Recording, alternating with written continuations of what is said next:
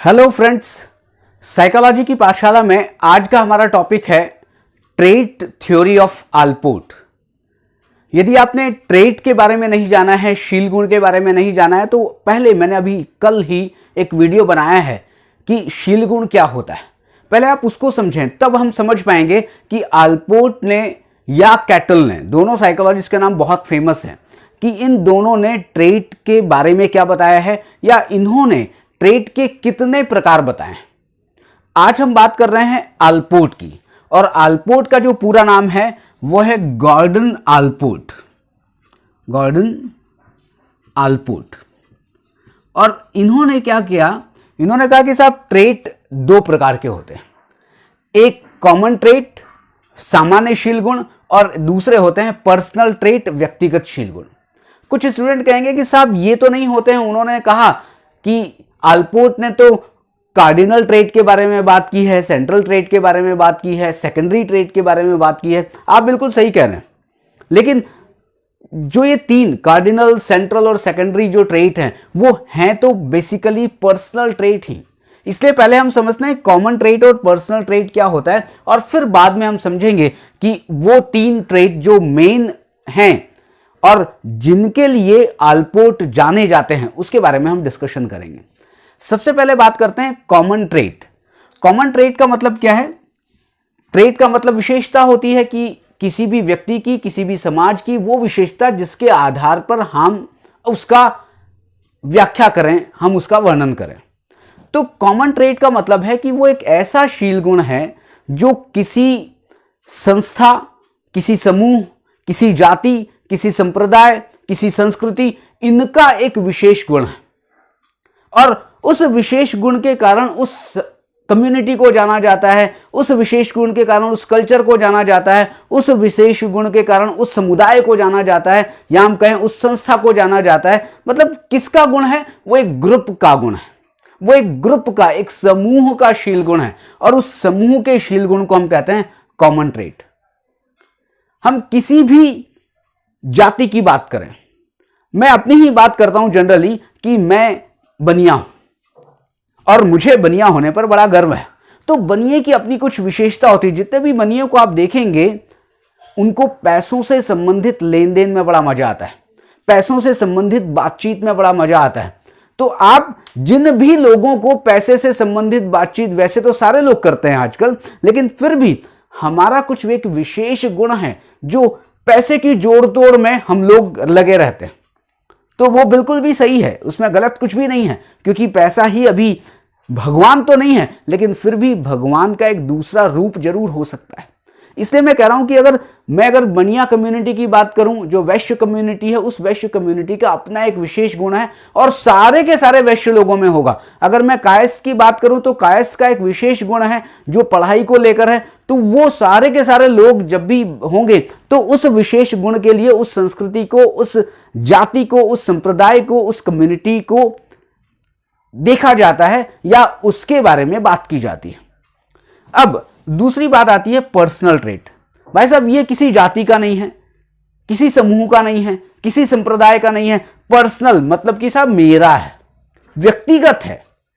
अब मैं उस संस्था से अलग हूं, मैं उस कल्चर से अलग हूं, मेरी अपनी एंटिटी बिल्कुल अलग है, मेरी अपनी एग्जिस्टेंस है। कि किसी व्यक्ति विशेष के जो शील गुण हैं, मेरे अपने शील गुण होंगे, आपके अपने शील गुण होंगे, आपकी मम्मी के अपने शील गुण होंगे, फादर के अपने शील गुण होंगे, भाई के अपने शील गुण होंगे, बेटे के अपने शील गुण होंगे। मतलब उस व्यक्ति विशेष की अपनी विशेषता होगी, जिस विशेषता के आधार पर आप उस व्यक्ति का वर्णन करेंगे, आप उस व्यक्ति के व्यवहार की व्याख्या करेंगे, उसे कहते हैं पर्सनल ट्रेट। अब जो पर्सनल ट्रेट है, इसके ऊपर गॉर्डन आलपोर्ट ने बहुत ज्यादा एम्फेसिस किया है। क्यों? क्योंकि जो कॉमन ट्रेट होते हैं उसे व्यक्ति विशेष की व्याख्या नहीं हो सकती, उससे तो हम किसी ग्रुप की व्याख्या कर रहे हैं। लेकिन पर्सनल ट्रेट कैसे हैं? जो व्यक्ति विशेष की व्याख्या कर रहे हैं।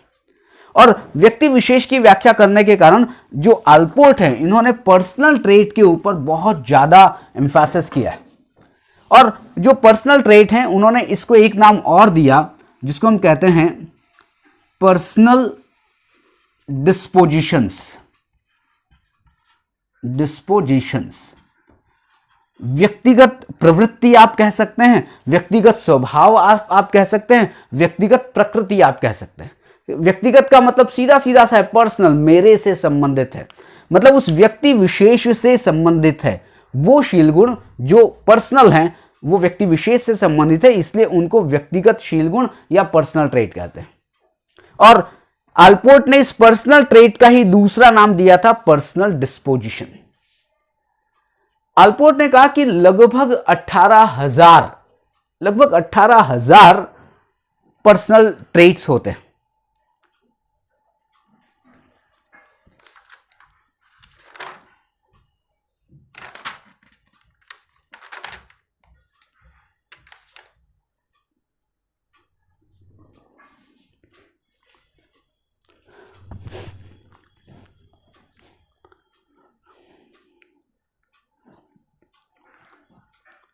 आलपोर्ट ने यह कहा कि जो पर्सनल ट्रेट्स हैं या पर्सनल डिस्पोजिशंस हैं वो लगभग 18,000 होती है। हम सब में है, कुछ मेरे में है, कुछ आप में है, कुछ आप में है, कुछ आप में है, बहुत अलग अलग लोगों में अलग अलग है। मतलब 18,000 पर्सनल डिस्पोजिशंस के बारे में आलपोर्ट ने बात की।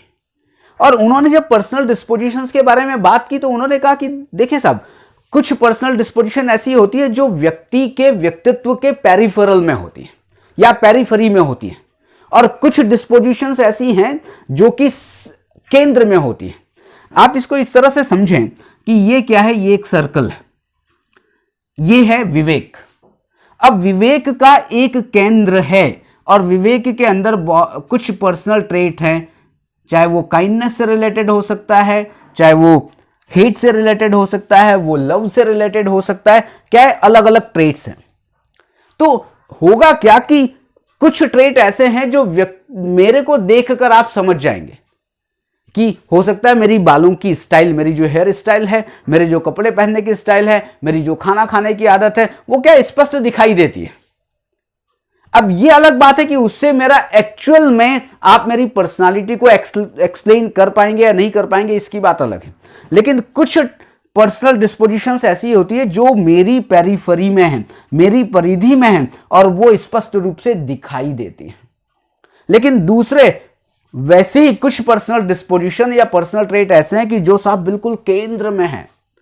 आप इसको इस तरह से समझें, आप कभी कभी किसी लोगों के बारे में कहते हैं साहब इसको समझ पाना बड़ा मुश्किल है, साहब बिल्कुल अंदर तक है, साहब इसको आप समझ ही नहीं पाएंगे। क्यों? क्योंकि ये ऊपर से कुछ और दिखाई देता है, अंदर से कुछ और है।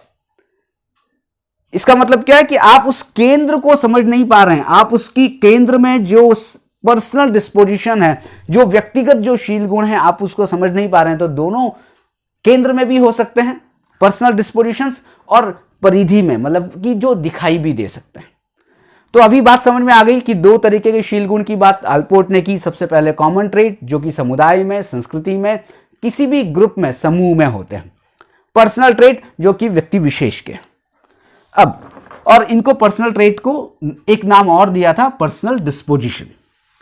तो अब बात करें कि साहब पर्सनल ट्रेट आलपोर्ट ने कितने बताए हैं, तो आप बिल्कुल अब सही जाएंगे।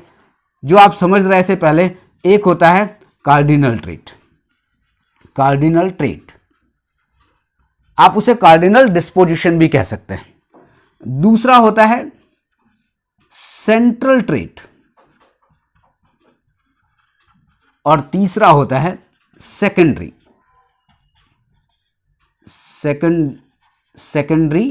ट्रेट। तो जो कार्डिनल ट्रेट है आप उसको प्रधान शील गुण भी कह सकते हैं, मुख्य शील गुण भी कह सकते हैं, और सेंट्रल ट्रेट जिसको आप केंद्रीय शील गुण कहते हैं, और सेकेंडरी ट्रेट जिसको आप कहते हैं गौण शील गुण, गौण भी कह सकते हैं या द्वितीयक भी कह सकते हैं, द्वितीयक शील गुण। तो तीन तरीके के ट्रेट जो पर्सनल डिस्पोजिशन है, कार्डिनल ट्रेट, सेंट्रल ट्रेट और सेकेंडरी ट्रेट। अब आते हैं कि साहब कार्डिनल ट्रेट क्या है, क्योंकि आलपोर्ट ने सबसे ज्यादा इन पर्सनल ट्रेट्स में भी ये जो तीन तरीके के ट्रेट है उसमें सबसे ज्यादा जो बल दिया था वो कार्डिनल ट्रेट पे दिया था। अब क्यों? कार्डिनल ट्रेट क्या होते हैं कि ये व्यक्ति के ऐसे शील गुण हैं जो बहुत ही प्रबल हैं, बहुत ही प्रमुख हैं। मतलब कि वो गुण जो आपके व्यक्तित्व का सबसे प्रबल और सबसे प्रमुख गुण है जिसको आप और मैं छिपा नहीं सकते। मतलब कि आपकी जो पूरी पर्सनालिटी है, वो जो ट्रेट है उसी से गवर्न होगी, उसी के द्वारा आपकी पूरी पर्सनालिटी चलेगी। आप इसको इस तरह से समझें कि राष्ट्रपिता महात्मा गांधी, अब जैसे ही राष्ट्रपिता महात्मा गांधी का नाम आता है तो उनके आगे जुड़ता है सत्य और अहिंसा। अब क्या आप महात्मा गांधी जी से सत्य और अहिंसा को अलग कर सकते हैं? बिल्कुल नहीं कर सकते। क्यों? क्योंकि वो बिल्कुल ऐसे जुड़े हुए हैं कि जब भी आप महात्मा गांधी जी के बारे में बात करेंगे, उनके व्यक्तित्व के बारे में बात करेंगे, तो सत्य और अहिंसा की बात आपको करनी ही है। लेकिन सत्य अहिंसा मुझ में है, बिल्कुल है, आप में है, बिल्कुल है, लेकिन वो आपका कार्डिनल ट्रेट नहीं है, वो मेरा कार्डिनल ट्रेट नहीं है। क्योंकि ऐसा नहीं है कि मेरी पर्सनालिटी सत्य और अहिंसा के चारों ओर ही घूम रही है। नहीं, सत्य और अहिंसा ही हमेशा हर एक व्यवहार में दिखाई दे। वो कौन से हैं? Cardinal trait. कार्डिनल ट्रेट सब में होते हैं क्या? नहीं होते हैं। क्यों? आपने सुना है कि साहब लिमिटेड एडिशन बनाया जाता है।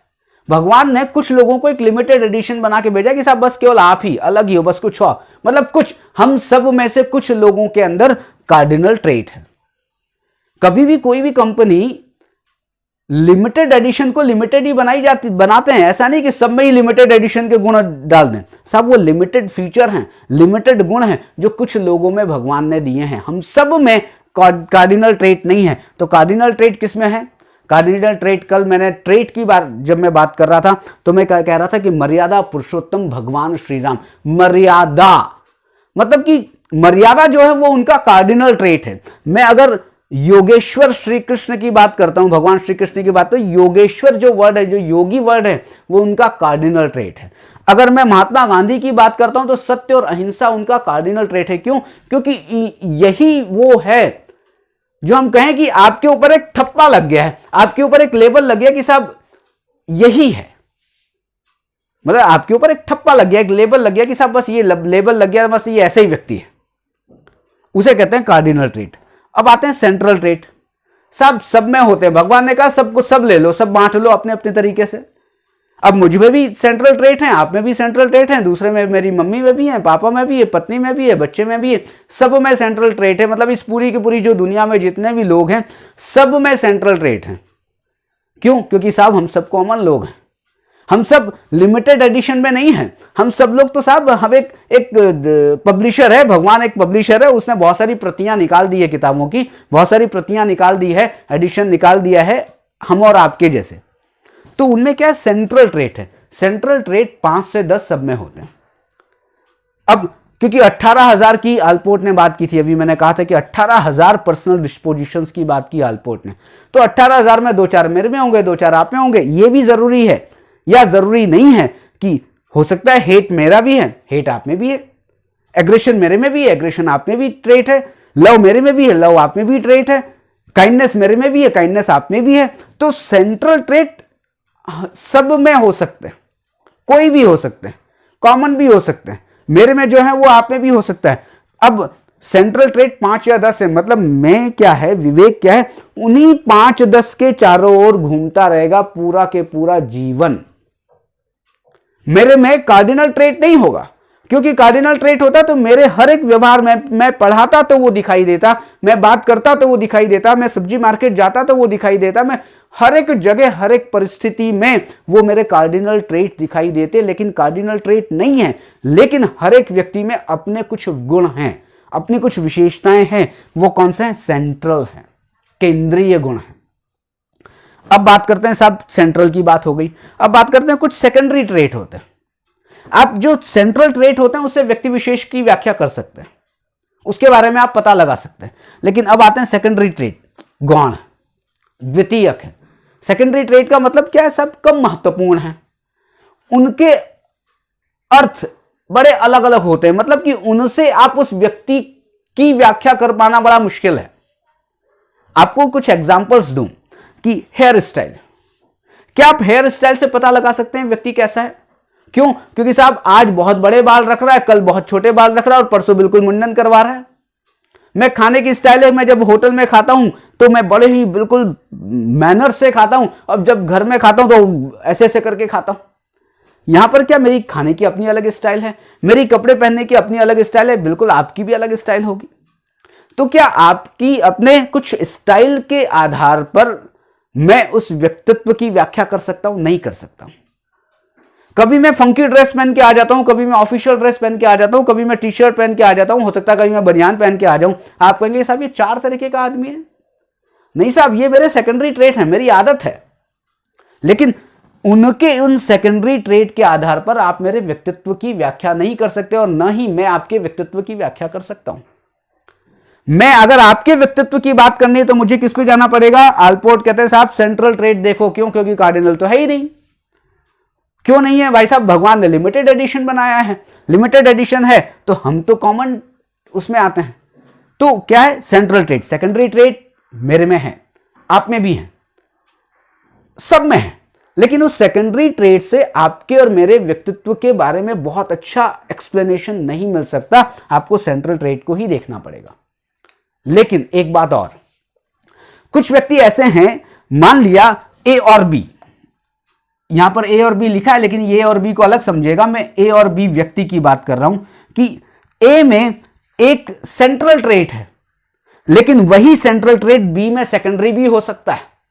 दूसरा बात, बी में एक सेंट्रल ट्रेट है जो ए में सेकेंडरी भी हो सकता है। अब कहेंगे साहब ये कौन सी कॉम्प्लिकेटेड बात बता रहे हो? मैं कॉम्प्लिकेटेड बात नहीं बता रहा हूं, आप इसको इस तरह से समझें कि एक व्यक्ति है जो इंट्रोवर्ट है और एक व्यक्ति है जो एक्सट्रोवर्ट है। अब आप ये बताएं कि एक्सट्रोवर्ट आदमी क्या करेगा? लोगों से मिलनसारिता रखेगा, लोगों से मिलेगा, उसमें मतलब समाज के प्रति, लोगों से मिलने के प्रति बड़ी उत्साह रहेगा। उसमें एक सीधी सीधी बात मैं कहूं कि सोशबिलिटी ज्यादा रहेगी, सामाजिकता का गुण ज्यादा रहेगा। किसमें? एक्सट्रोवर्ट में। मतलब सामाजिकता का गुण जो है वो क्या है? एक्सट्रोवर्ट का सेंट्रल ट्रेट है, केंद्रीयशील गुण है। लेकिन इंट्रोवर्ट व्यक्ति क्या करेगा? सब क्यों मिलना है किसी से, आराम से घर पे बैठो, क्यों किसी से करना है। मतलब सामाजिकता का गुण यहां पर क्या है? कम है। ऐसा नहीं है कि सामाजिकता का गुण नहीं है, कुछ एक दो दोस्त बहुत अच्छे हैं उस इंट्रोवर्ट व्यक्ति के, लेकिन सामाजिकता का गुण कम है। तो क्या वो एक सेकेंडरी ट्रेट हो सकता है इंट्रोवर्ट पर्सनालिटी का? कौन सा? सामाजिकता। सामाजिकता। तो आपको समझ में आया कि वो जो सामाजिकता एक्सट्रोवर्ट के लिए तो सेंट्रल ट्रेट था लेकिन इंट्रोवर्ट के लिए क्या है? वो सेकेंडरी ट्रेट हो गया। अब इसको पूरे जो चैप्टर को समराइज करते हैं कि आलपोर्ट ने क्या किया। आलपोर्ट ने साहब 2 तरीके के शील गुण की बात की, कॉमन और पर्सनल। पर्सनल ट्रेट बहुत ज्यादा इंपॉर्टेंट है। पर्सनल ट्रेट को उन्होंने पर्सनल डिस्पोजिशंस भी कहा, व्यक्तिगत प्रकृति, व्यक्तिगत प्रवृत्ति, व्यक्तिगत स्वभाव, आप कुछ भी कह लें। इस पर्सनल डिस्पोजिशंस को 3 भागों में डिवाइड किया, कार्डिनल ट्रेट, सेंट्रल ट्रेट और सेकेंडरी ट्रेट। कार्डिनल ट्रेट वो हैं जो लिमिटेड हैं, सब में नहीं होते हैं, कुछ व्यक्तियों में होते हैं, लेकिन जिनमें होते हैं उनकी पर्सनालिटी उनके द्वारा ही जानी जाती है क्योंकि वो छिपते नहीं हैं। सेंट्रल ट्रेट सब में है, 5-10 हम सब में बटे हुए हैं। अब अगर मेरे व्यक्तित्व की व्याख्या करनी है तो आपको सेंट्रल ट्रेट से करनी पड़ेगी, लेकिन कुछ लोग कहते हैं कि साहब सेकेंडरी ट्रेट भी होते हैं। कभी कभी मैं अलग अलग तरीके के व्यवहार करता हूं, वो मेरे सेकेंडरी ट्रेट है, मेरी अपनी अपनी स्टाइल है। तो ये सारा किसकी बात हुई थी? आलपोर्ट की। और आलपोर्ट को मॉडर्न ट्रेट थ्योरी का फादर भी कहते हैं। इनकी थ्योरी बहुत ही अच्छी, बहुत ही इंटरेस्टिंग है। तो मुझे लगता है आपको समझ में आ गया होगा। और आलपोर्ट ने पर्सनल डिस्पोजिशन, पर्सनल ट्रेट लगभग कितनी बताई है? यहां पर लिख देता हूं मैं, 18,000। तो आज केवल इतनी ही बात करते हैं, कल फिर एक नए टॉपिक के साथ बात करेंगे। कल हम समझेंगे कैटल की थ्योरी। अभी 1-2 दिन में हम कैटल की थ्योरी भी समझने की कोशिश करेंगे। आज हमने समझी आलपोर्ट की थ्योरी। तो फिर okay, bye bye, happy Diwali सबको, हैप्पी दिवाली सबको मेरी ओर से शुभकामनाएं। फिर मिलते हैं नेक्स्ट वीडियो में।